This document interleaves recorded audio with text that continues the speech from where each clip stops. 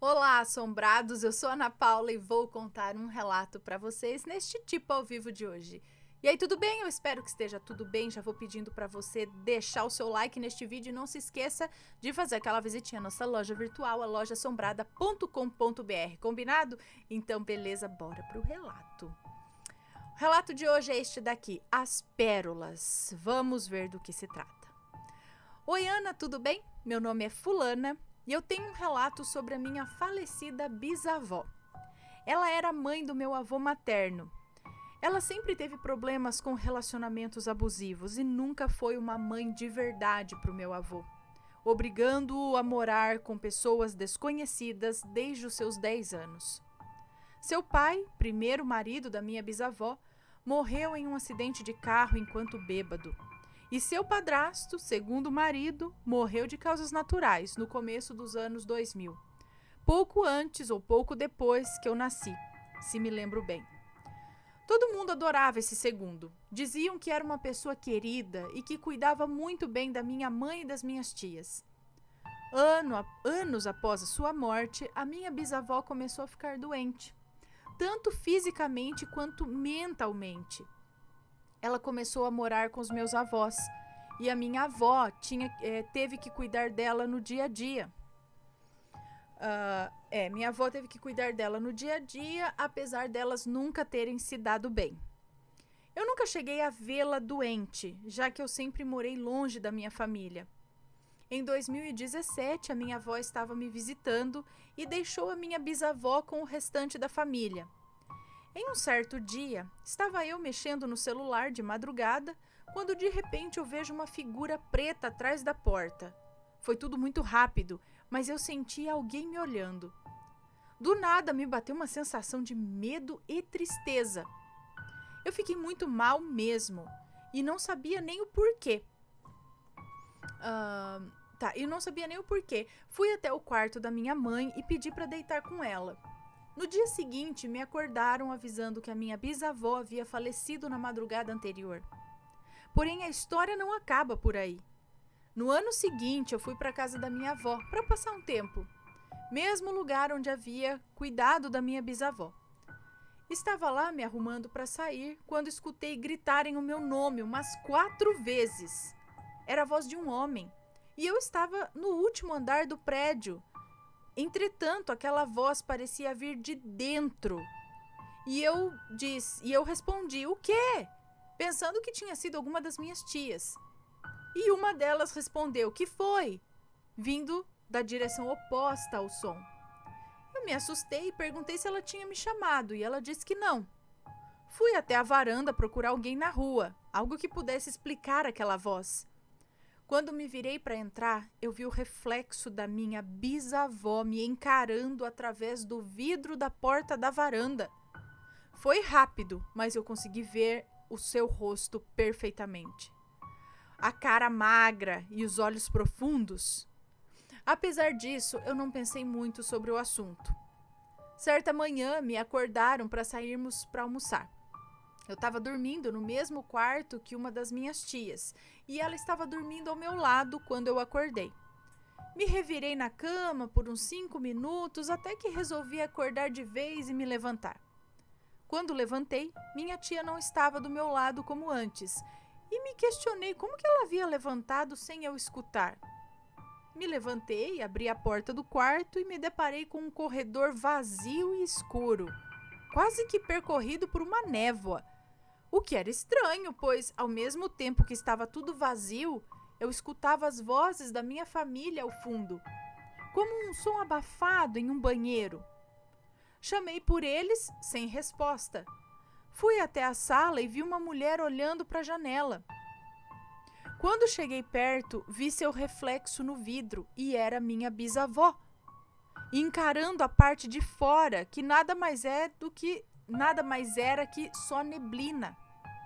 Eu lembro de olhar para os lados e ver detalhes específicos da sala, como o computador da minha tia perto da televisão, o que me fez acreditar que não podia ser apenas um sonho com tantos detalhes. Era minha bisavó, mas ela estava parada, quieta, não me olhava, nem reconhecia a minha presença ali.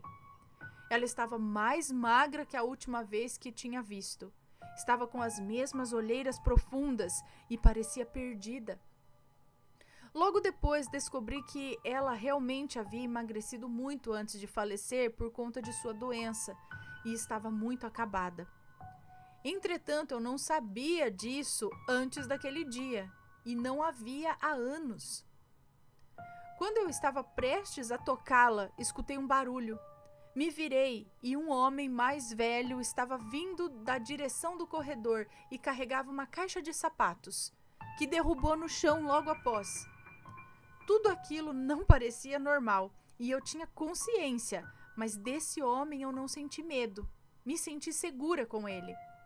Ele tinha bigode, usava uma boina marrom, camisa branca com aqueles moletons xadrez que não cobrem os braços, um pullover ou alguma coisa assim.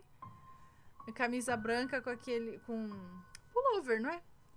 Xadrez, com aquelas calças marrons mais soltas e sapatos pretos antigos. Fui até ele e ajudei a catar as coisas que haviam caído no chão e percebi que eram joias.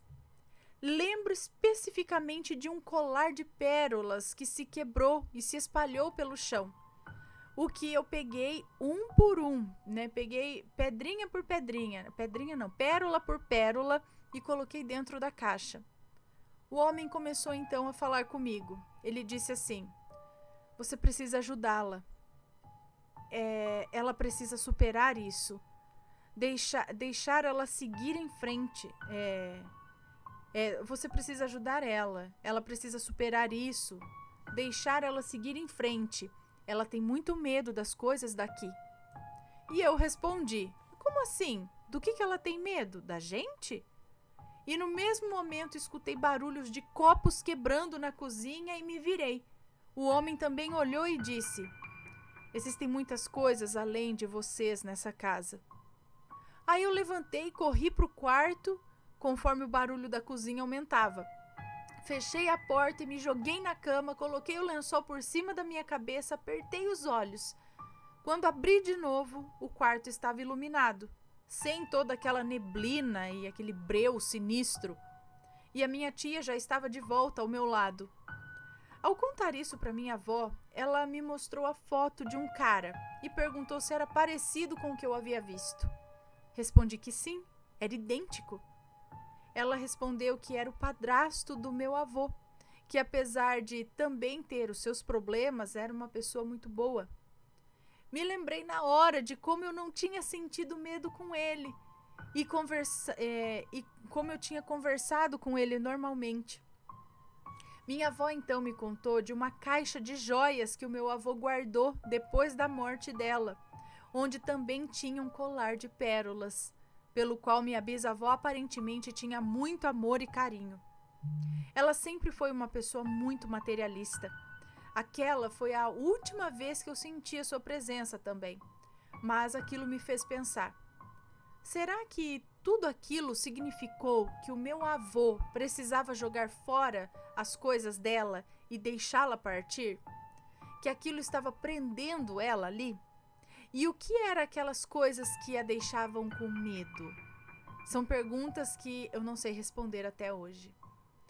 Olha que interessante, então eu acho que é isso mesmo. Como ela era materialista, talvez ela estivesse perdida e ainda ali, porque estava ali, mas não estava ao mesmo tempo, tipo em outra dimensão. Mas ele representou aquilo com a caixa de joias, derrubando por dizer: esquece, tem que deixar ela seguir em frente. Aí tem que ver com o filho dela, né, o avô. Se ele chorava muito, se ele ficava muito em cima das coisas, isso também pode prejudicar. Mas talvez se desfazer dessas coisas dela, né, para ver se isso... Ou então fazer uma oração, conversar com ela e falar para ela seguir.